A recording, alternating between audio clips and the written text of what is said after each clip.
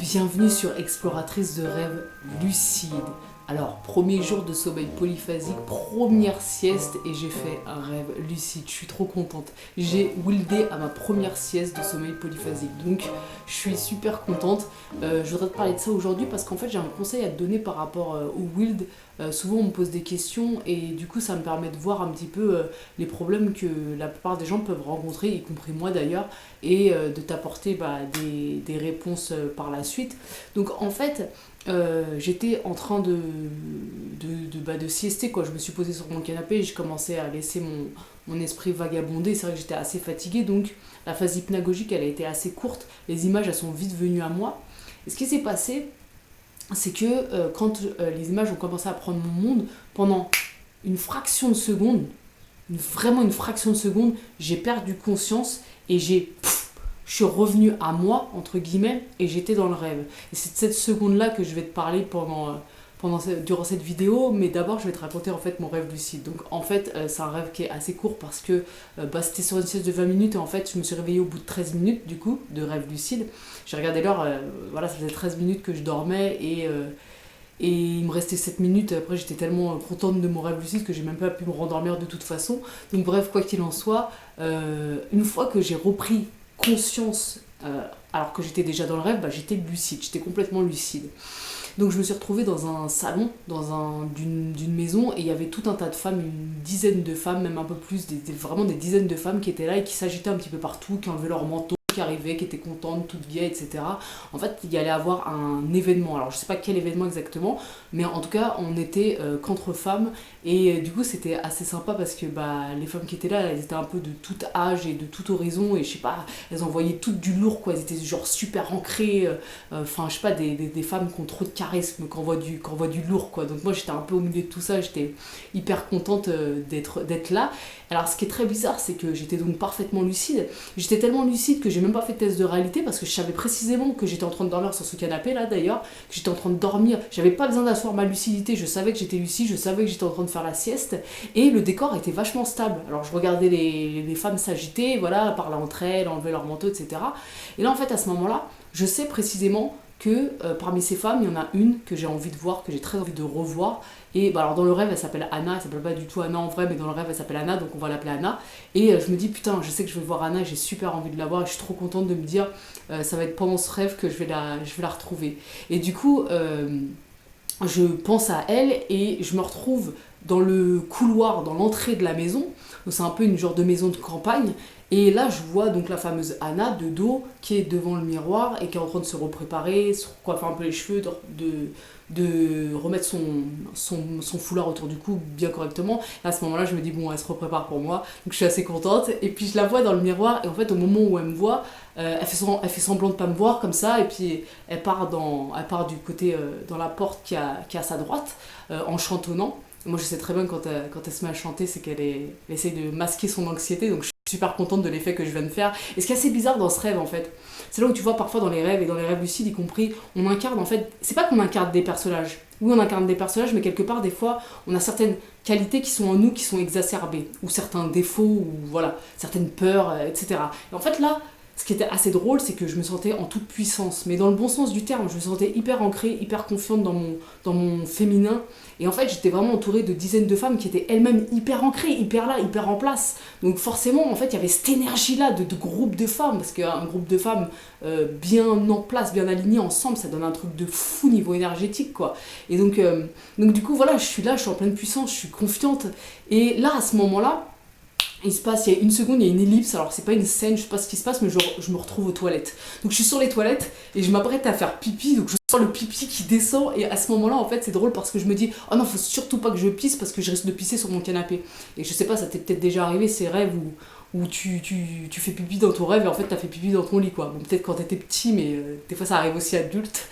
Et donc bref, je me dis non, faut surtout pas que je fasse pipi parce que je risque de faire pipi sur mon lit, sur mon canapé. Et en fait, à ce moment-là, c'est comme si j'ai pas un doute, mais ouais, quelque part, là, à ce moment-là, j'ai besoin d'asseoir ma lucidité, je sens qu'il y a quelque chose qui se déstabilise un petit peu. Donc ce que je fais, c'est que aussitôt je regarde mes mains, mais en même temps que je le fais, je sais pertinemment, j'ai pas de doute, je sais que je suis dans un rêve, je sais parfaitement, je sens même mon corps, je sais parfaitement où est mon corps sur le canapé en train de dormir, je sais que je suis dans un rêve, je me souviens de toutes les femmes dans la maison dans la maison dans laquelle je suis, etc.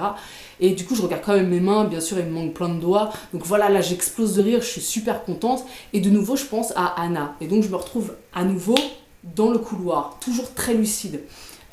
Et toujours hyper enthousiaste et hyper excitée de ce qui est en train de se passer, parce que en plus pendant tout le long j'ai quand même ce truc dans ma tête de me dire putain, ça y est, je me suis mis en sommeil polyphasique, première sieste je fais déjà un rêve lucide, donc je suis trop contente. Et donc je pense toujours à Anna, et en fait à ce moment là je vois précisément quelque chose que j'avais pas vu au début, c'est que je vois à ma gauche en bas un escalier en colimaçon qui descend. Donc là bah forcément je me dis quoi, je me dis bon bah on va aller voir à la cave ce qui se passe, genre je vais aller voir un petit peu ce qu'il y a dans les entrailles de mon inconscient. Mais je pense toujours à Anna quand même. Donc en fait, il y a deux parts en moi. Il y a la part qui dit non, mais la connaissance de soi c'est plus important. Et la part qui dit ouais, mais quand même Anna quoi. C'est Anna quoi. Donc bref, au final, je m'apprête à descendre les escaliers et j'appelle quand même Anna. Donc je fais Anna. Et en fait, là je me dis ouais, ce serait bien qu'elle vienne avec moi quand même. Et puis au final, je me résigne. Je me dis bon, non, quand même, la connaissance de soi c'est plus important. Donc bref, je descends à peine 2-3 marches. Et en fait, j'ai cette pensée qui me traverse, qui est que de toute façon j'accéderai pas à ce qu'il y a en bas et je verrai pas ce qu'il y a. Et à ce moment là précisément bah, je me réveille. Donc je me réveille là sur ce canapé, je suis super contente. Et je sais pas si c'est le fait de m'être dit genre je vais pas pouvoir voir, mais c'est sûr même, je vais pas pouvoir voir ce qu'il y a à la cave qui fait que je me suis réveillée, ou si précisément j'aurais pas pu voir de toute façon. Mais je pense que c'est je me suis un peu niquée toute seule quoi. Je pense que c'est pas à refaire ça de se dire non mais de toute façon j'y arriverai pas. Bah oui, bah si tu te dis tu y arriveras pas, c'est comme dans ta réalité ordinaire, forcément tu vas peut-être pas y arriver quoi. Donc bref, ça c'était les rêves, c'était assez court, il y a 3 scènes quoi en gros, 3-4 scènes. C'était assez rapide, ça s'est passé sur 13 minutes. Alors, bah oui, en plus, je me suis endormie en Wildan, donc ouais, ça s'est passé sur 13 minutes. Ça me paraît long. Moi, j'aurais dit. Bah, je sais pas, après, c'est ça le truc, c'est que la perte de lucidité, pendant combien de temps elle a duré, j'en sais rien. Mais bon, quoi qu'il en soit, ça a duré sur une dizaine de minutes à peu près. Et là, j'en viens au conseil de cette vidéo. Ce que je veux te dire. Parce que souvent, on me dit, oui, pour le Wild, c'est super dur de garder sa lucidité. C'est vrai, c'est super dur de garder conscience en s'endormant. Et récemment, il y a quelqu'un qui me disait, mais comment je fais pour être actif au niveau de mon mental, et en même temps, alors c'était pas dit comme ça, mais en gros ça voulait dire ça, et en même temps m'endormir, c'est quelque chose d'incompatible quoi. Mais en fait, c'est pas tout à fait ça. Le but c'est pas de garder ta conscience et ton esprit à l'état bêta, comme on dit, c'est les ondes cérébrales, l'activité électrique de ton cerveau en fait pendant que tu es en veille, elle est en onde bêta. C'est quand tu es actif. Le but c'est pas de garder cette activité cérébrale là, le but ça va être de tomber dans un état de relaxation profonde. Donc tu vas vraiment te mettre dans presque une méditation profonde quand tu es en train de wilder. Tu te sens être dans un état cotonneux, un peu partir quelque part, et le but c'est vraiment de flirter avec le sommeil. Le but ça va être de berner ton cerveau, ça va être que ton corps s'endorme. Alors ton corps il va t'envoyer tout un tas de petits stimuli pour que tu te grattes ici et là pour tester si tu dors. Et là, je ne suis pas en train de te parler de faire une PS, hein, je suis juste en train de te parler de wilder. Et donc, quoi qu'il en soit, voilà, ton cerveau, il va essayer de te tester, mais voilà, le but, c'est de résister à tout ça. Et c'est vraiment de s'endormir, de faire comme si tu allais t'endormir, mais de flirter avec la limite. C'est subtil en fait, mais ça demande de l'entraînement tout simplement. Et en fait, pourquoi je te parle de ça? Parce que l'espèce de petite seconde de perte de conscience, elle est importante à mon sens. Moi je sais que quasiment, pas tous, mais quasiment tous les wilds que j'ai fait, il y a eu cette petite perte de lucidité qui a été très courte, mais qui finalement en fait, si tu veux, ce qui s'est passé c'est que t'es en train de wilder, t'as les images qui te viennent, ça commence à prendre ton monde et tu te sens dans un état de relaxation extrême, et puis voilà, tu sens que tu pars, tu t'accroches un peu aux images comme ça prend de plus en plus ton monde. Et en fait, il y a ce moment-là où les gens ont tellement peur de s'endormir que ce qu'ils font, c'est qu'ils vont comme redonner une impulsion au niveau du cerveau pour pas tomber dans le sommeil, et du coup ils vont se réveiller.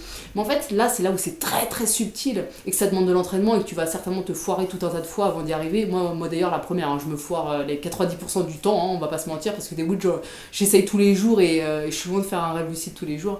Et donc bref, il y a ce moment là en fait où parfois faut lâcher prise, c'est à dire que parfois faut prendre le risque de s'endormir, parce que vu que t'es en mode presque autosuggestion à donf, enfin, t'es pas en train de faire forcément de l'autosuggestion, mais en tout cas, t'as cette intention qui est là, en toi, de ne pas perdre ta lucidité. Donc, ce qui va se passer, c'est qu'au moment où peut-être que tu vas perdre conscience et t'endormir, il va y avoir un sursaut.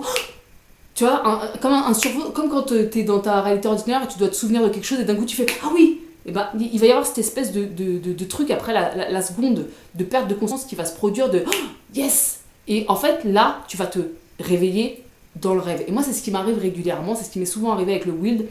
Je suis vraiment à la limite, et là, pouf, je tombe, et là, je me réveille dans le rêve, et en fait, c'est ouf, parce que bah, le rêve a déjà pris le monde, et en fait, finalement, voilà, je suis lucide. Donc, c'est un Wild coupé, c'est un Wild avec perte de conscience pendant une seconde, ou un instant, ça se trouve, ça dure plus longtemps. Moi, mon ressenti, c'est un instant, quoi. Après, ressenti, c'est un ressenti. Donc, ce que je veux te dire dans cette vidéo, c'est n'aie pas peur de flirter avec la limite et de pousser le plus loin possible. Quitte à ce que tu t'endormes vraiment et que, bah, dommage, tu t'es endormi, c'est pas grave.